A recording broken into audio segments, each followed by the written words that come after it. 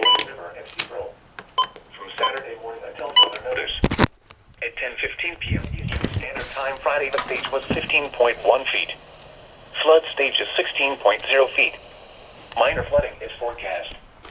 Forecast. The river is expected to rise above flood stage Saturday morning and continue rising to a crest of 17.4 feet by early Monday morning. Impact at 18.5 feet. Hancock Peanut Mill is affected in Cortland.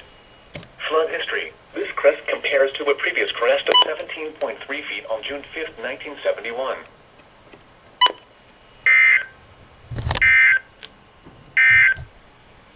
Here are the marine and buoy reports. Well, that came out of nowhere. Chesapeake Bay and coastal waters. But, All wave and swell heights are in feet.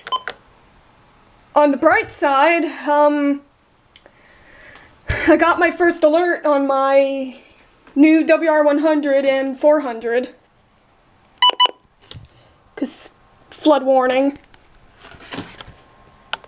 Flood warning. And